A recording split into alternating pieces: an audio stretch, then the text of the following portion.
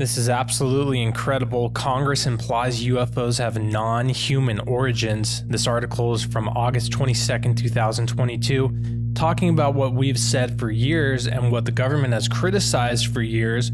I mean, since the 1950s, the government has come out and say that people who believe in UFOs or aliens are crazy, dismissing them, trying to put down any investigation or thought about the type of technology that they were building and that they knew the governments of the world were building, such as Russia during the Cold War. But now with the UFO hearings going on within Congress, it's shocking to see that now they are openly admitting that these crafts and what is controlling them is of non-human origin, and that the new office that is investigating these sightings and these reports from the military and credible civilian reports, that this branch of government, this new section of government that's researching these incidents, is only researching non-human origin UFO sightings. This is important on so many levels because I believe it will clearly play a role in the end times deception. It has to.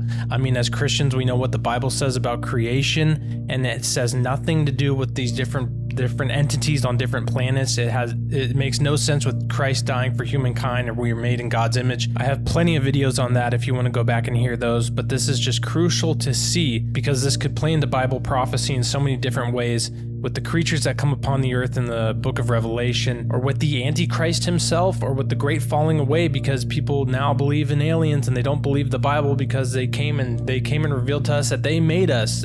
There's so many different implications that this could have. And another one as well that's important to notice, our government for now 70 years in the United States has said that if you believe in UFOs and aliens, you're crazy. All the meanwhile, they're recording them and following them and tracking them, and who knows at the highest levels what they're doing and the knowledge that they have. But it just goes to show that how many times now have people who have criticized the government and done their own research been correct, and 70, 50, 30 years later, the government comes out and says, oh, well, actually, you know what? Yeah, that's true. And yeah, we've been lying to you this whole time. So I'm going to read from this article because it just has some incredible stuff inside of it. I mean, it's just incredible to see. Now, Congress is only investigating UFOs that have non-human origins, and these are the demonic fallen entities. I believe that 100%, but let's get into this article here. In Congress, where legislation is drafted, debated, and enacted, clear and concise definitions are of a paramount importance. As military air crews increasingly encounter unidentified flying objects, lawmakers recently made several striking revisions to the definition of UFO. Key among them, the explosive implication that some UFOs have non-human origins. As first reported by researcher Douglas Johnson, a draft bill approved unanimously by the Senate Select Committee on Intelligence rebrands UFOs as unidentified aerospace undersea phenomena. Expanding the definition to include objects in space and under the ocean significantly broadens the scope of a new office tasked by Congress with investigating UFOs. The revised definition of UFO also includes transmedium objects, which, according to lawmakers, transition between space and the atmosphere, or between the atmosphere and bodies of water. In short, members of a key national security focus committee believe that objects of unknown origin are demonstrating remarkably advanced technology by moving seamlessly between space, air, and water.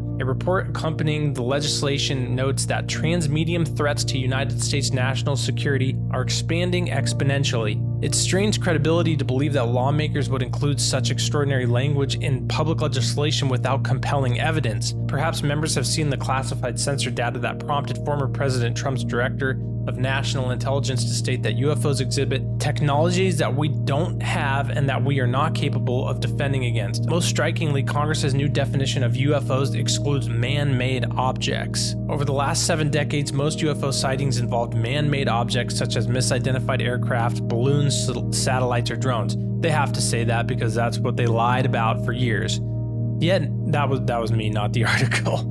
Yet now, according to Congress, man-made objects should not be considered under the definition as unidentified aerospace undersea phenomenon. Moreover, in a congressional directive, objects identified by the new UFO office as man-made will be passed to appropriate Department of Defense and Intelligence Committee offices for further analysis. Congress, in short, is forcing the government to focus on objects that are not man-made. Imagine that the new UFO office identifies a highly advanced drone flying in sensitive airspace. Under draft legislation, regardless of the drone's origin, be it Chinese, Russian, or otherwise, the UFO office must immediately stop investigating and hand the case over to another government entity. This implies that members of the Senate Intelligence Committee believe on a unanimous bipartisan basis that some UFOs have non-human origins. After all, why would Congress establish and task a powerful new office with investigating non-man-made UFOs if such objects didn't exist? Make no mistake, one branch of the American government implying that UFOs have non-human origins is an explosive development. It is part of a remarkable shift in office attitudes towards UFOs. In the late 1940s and the early 1950s, many senior government officials believed that UFOs had interplanetary origins, but in a series of still unexplained encounters in the summer of 1952 sparked Cold War national security fears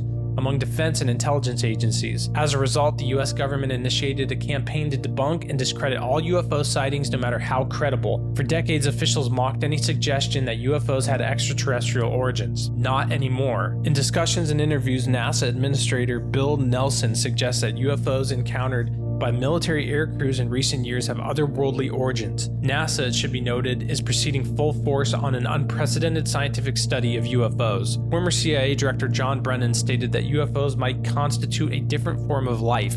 According to James Woolsey, a fellow ex-CIA director, something is going on that is surprising to experienced pilots. As Top Gun-trained aviators remain convinced that they observed objects not of this world, Director of National Intelligence Avril Haines, America's top spy, has not ruled out extraterrestrial origins for UFOs. Moreover, former President Clinton refers reflexively to the high likelihood of otherworldly life in the universe when asked about UFOs. For his part, former President Obama speculated openly about contact with extraterrestrial life when asked about recent military UFO encounters. After the customary giggles and smirks that still accompany any mention of UFO died down, both Clinton and Obama adopted a serious, matter-of-fact demeanor when discussing the topic. Clinton in particular scolded a television audience for laughing when a host asked him about UFOs. Of note, former presidents continue receiving the government's most sensitive intelligence briefings. Unsurprisingly, this remarkable shift in attitudes towards UFOs is fostering a broader, richer discussion of the phenomenon. Comedian and political commentator Bill Maher, for example, recently theorized that UFOs are intentionally revealing themselves to fighter pilots. He may be onto something. The geometrically reconstructed flight path of a well-known 2015 UFO encounter off the US East Coast indicates that the object reacted as a Navy fighter jet attempted to sneak up behind it. Importantly, the object's movement did not suggest hostility as much as desire to be observed by the aircrew, which ultimately, quote, flew right up to the thing. A UFO involved in the now famous 2004 Tic Tac incidents appeared on radar at the precise location of a rendezvous point known only to a small group of aviators and radar operators. 10 years later, two fighter jets nearly collided with a UFO hovering at the exact location and altitude of an entrance point to a military training range. To Maher's point, some UFOs appear to move and position themselves in ways that make their presence obvious to nearby military air crews. With Congress openly suggesting that UFOs have non-human origins, this behavior is particularly intriguing. And that's the end of the article. With all this information now coming out about our government openly admitting that we have things flying in our airspaces, in our restricted airspaces, that are of non-human origin and clearly of an intelligent nature, we are not far from the disclosure of the fallen angel connection that they have and that the earth has with these fallen entities. I mean, that's exactly what this is. Again, as Christians, the whole alien, off-world entities, beings who lived and evolved on another planet in the solar system or in the universe, it makes no sense within the biblical narrative. And it makes no sense that every single time these entities contact humans and that they come in contact with humans, they teach occult knowledge. They're contacted through occult knowledge, such as spiritual meditation or astral projecting or channeling. That's how they contact these things, which is the same way as a Christian, we should know that that's the same way people contact demons. And that's the same thing that people do within the occult to contact the other world and to be within their side of the spiritual realm, which is the fallen side. So anything from this point on with these entities is going to be, I mean, it has to play into the end times deception. These things aren't just going to disappear. And so when they make their stand or whatever they do, they reveal themselves or whatever happens, we can know and we can be 100% sure that these are fallen and that humans have we as Christians have no relationship to have with these things. And that could very well be what is tied to the mark and why they just decide to behead people who are following Jesus Christ in the Bible and not following these entities, because it's so clear, it's so obvious they're here, they're helping us. I mean, they may try to enforce their rules, and if we don't want to follow them, then they behead us. I mean, it's something along these lines. We don't know fully, but now that even the United States government and Congress has an open office that investigates UFOs strictly of non-human origin, and then being a Bible-believing Christian, we know that, we are created as humans in the image of God, not these gray-headed beasts that look like exactly what we would imagine some type of fallen demonic entity to be. And again, to mention, every time they come in contact and they do abductions or whatever they do, they are harassing people, doing evil, teaching occult knowledge. And then when these people decide to say, Jesus help me, they flee and never return. So, answer that one. So we have the knowledge, we have the proof as Christians. We know these things are fallen, they're demonic. I'll link a video in the description of this more in detail. But I just wanted to cover this article because it's shocking, and clearly this will play into the end times in some way and somehow. So we'll just keep our eye on it. Thanks for watching, and God bless.